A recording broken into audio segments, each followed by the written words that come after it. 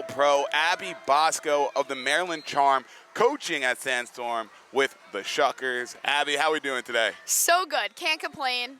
Beautiful atmosphere. The girls are crushing it. No complaints from me. Now, the girls are absolutely crushing it. What has the experience been with the Shuckers here at Sandstorm? It's been so fun. So I've never been to Sandstorm before, never really been to California. So quite the experience to start. And then the girls are just a fun, talented group. We kind of have a mix of freshmen, sophomore, junior, seniors. So obviously a lot of our juniors and seniors are committed to playing college. And then the freshmen and sophomore get to play with just such high talent. And it's been fun. We have a few future Terps on the team. So it's been so fun to work with them and get to coach them. So you speak about Maryland, the Terps, Kathy Reese, one of my favorite people out here. What was your experience like at Maryland? Oh my gosh, incredible. I could cry, honestly, talking about it. Kathy Reese, the GOAT, one of the greatest people on this planet. Just so much fun, so competitive. Like every day was so competitive. You're playing against some of the best girls in the country, but somehow we always had so much fun doing it through all the competitiveness. I mean, my experience there was amazing. So you played at Maryland. What were some of your favorite memories you had at Maryland? Ooh, like games? Yeah, at Maryland. What are some of your favorite memories you had? It could be on the field. Yeah. It could be off the field, but it has to be at UMD. Okay. I mean, the girls on the team were all so close. So obviously so many good memories, both on and off the field. I would say, though, like my fifth year, we won the Big Ten regular season at home on the Plex, which if you've never been to the Plex and you don't know the atmosphere of the Plex, it is like we had all the alumni lining the fence. It was sold out, standing room only.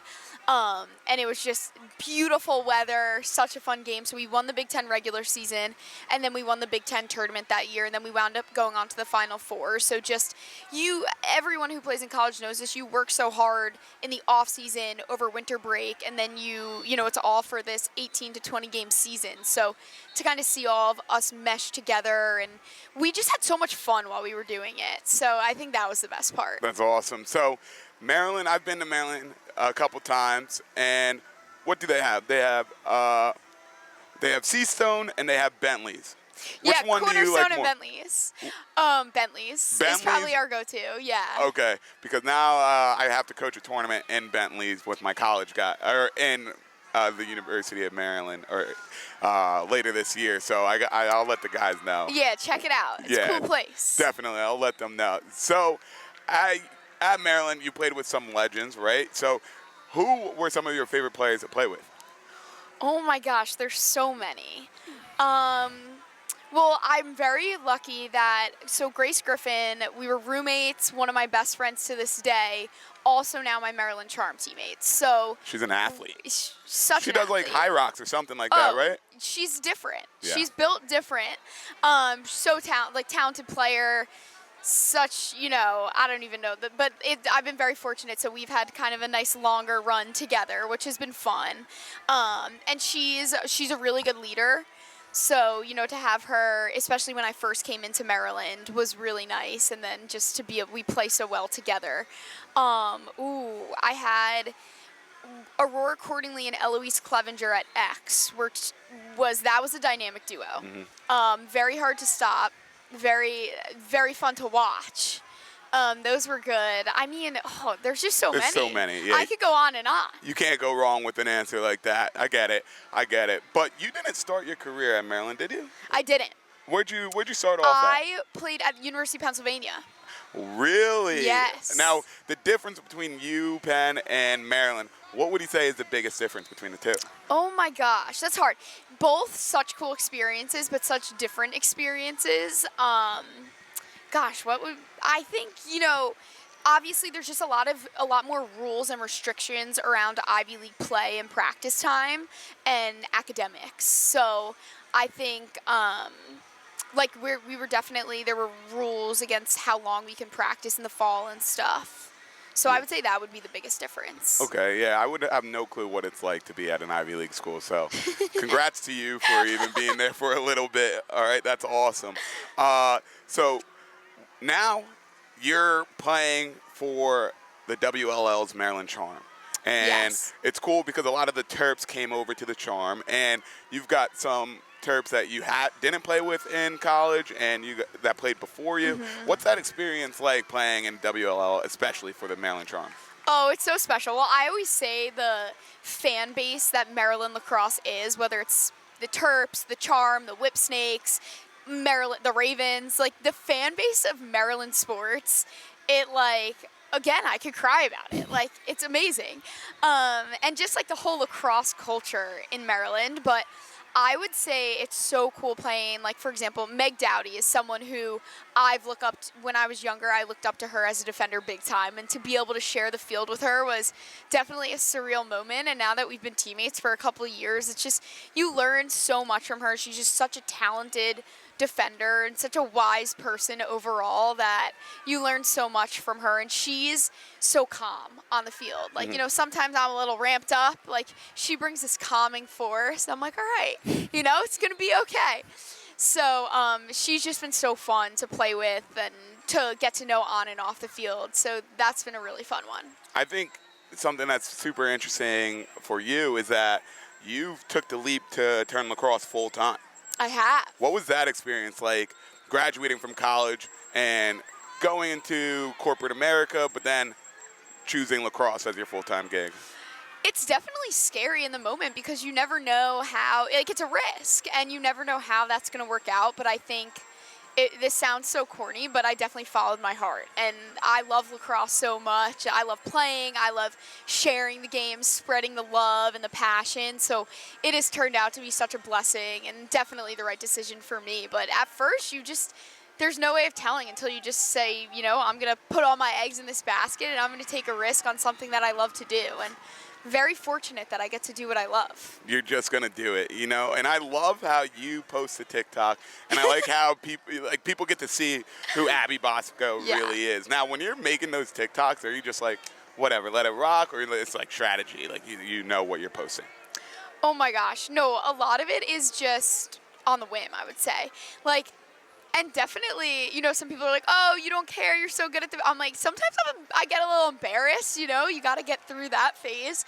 But, no, like, sometimes I'll have an idea and a vision, and I'll just try my best to execute it. But, you know, we just kind of go with it. It's living life, showing everyone what's out there. Absolutely. What's your favorite social media app? That's hard. I like how kind of carefree TikTok is, but I would probably say Instagram. Yeah, I think Instagram's my favorite. Like, the user experience is like the best. I think anybody could have. Yeah. But TikTok's algorithm gets me like too perfect sometimes. I'm like, where are you guys? Why do you know me? You're listening to me so well. So the WLL just transitioned into a full season. Now you're going to be playing with the PLL every weekend, right? Yes. How excited are you for that? What are you looking forward to? Oh my gosh, I'm so excited. I mean, it's going to be so fun. I think graduating from college, you miss being a part of a team. And I think just getting back into that and having a group of girls that we're going to play with in February and then also over the summer, and we get to mesh, we get to bond, we get to gel together. So excited for that. Also really excited, like, I love how they do it in different markets. So getting to travel to different places and, you know, interact with, you know, different girls from all over the country who play lacrosse and get to come watch us live. So I'm super excited. I'm super excited for everything about it. I think it's always crazy the places that lacrosse can bring you. Like, I was talking to Izzy Skane, and she was telling me how lacrosse brought her to Japan. Yes. And you talk about how this is your first time in California. Where do you think your favorite place is that lacrosse has brought you?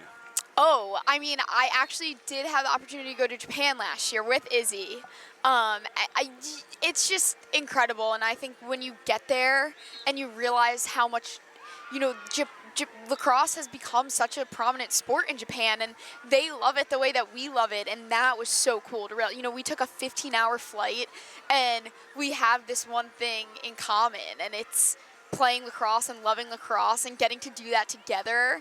It was that, I mean, that was just, it's hard to explain that experience. Yeah, I can't imagine going all the way to Japan, but it seems really good. I would be eating sushi nonstop. Yeah. That would be my problem. The ramen was my go-to. Really? So the ramen. Oh, my God. That sounds like a blast. So You're from Suffern, New York? I am. Okay, so Suffern, I know they have a huge lacrosse culture, and you've probably been playing lacrosse from young, Yes. right? But you've went through everything, as in the recruiting, playing Division I at an Ivy, playing Division I at a Big Ten, and going to the WLL. Now, if you had to look back and give yourself, your high school self, some advice, what would you say to yourself? Oh my gosh, so much.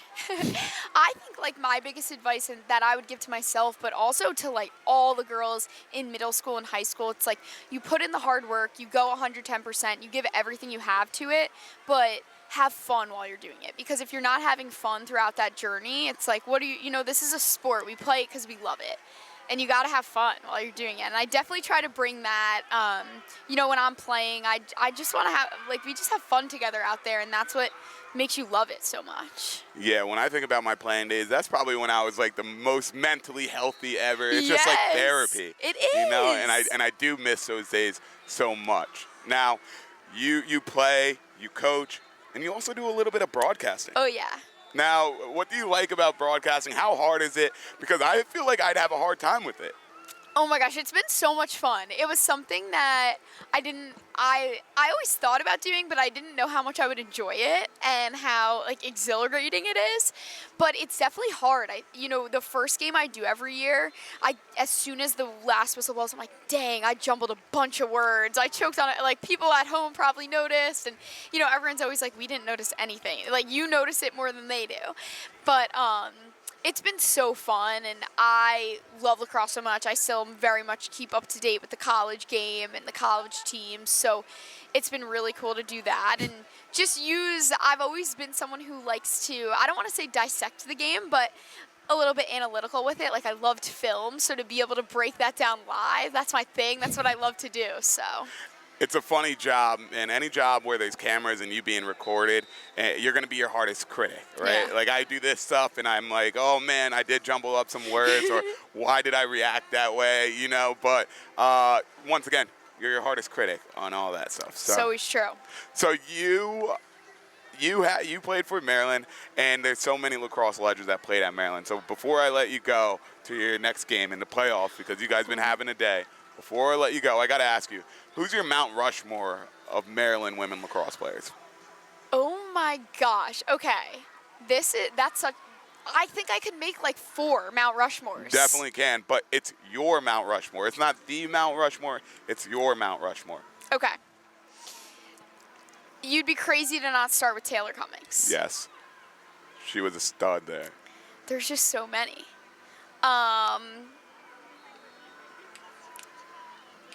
Jen Adams. Okay, good pull. I mean, I would put Kathy Reese on my Mount Rushmore for so many reasons. Yes. Zoe Stukenberg. All right, that's 4. Is that 4? It is 4. So yeah. Wait, that's 4 already. That's 4 already. Wait, I didn't get to put my defender in. Hey, that was you. I like Alice Mercer and Meg Dowdy, legends. Yeah. I know. That's why it's a hard question, right? Where Mount Rushmore makes you go on to only 4 people, but it's saying something so celebratory when you could bring up a Mount Rushmore of just one school and be like, there's too many. Yeah, like you know? I can't pick. Like I was doing it with other people, and I was just talking about the sport as a whole, and people were having a hard time with that. But it's crazy that you went to UMD, and you're like, there's so many. There's you know? so many. There's so many. But, I mean, you can't be wrong with a question like that. No. You can't be wrong with a question like that. But, Abby, I know you got your game. Thanks for joining me. Thanks for having me. Always nice talking to you. Looking forward to talking to you.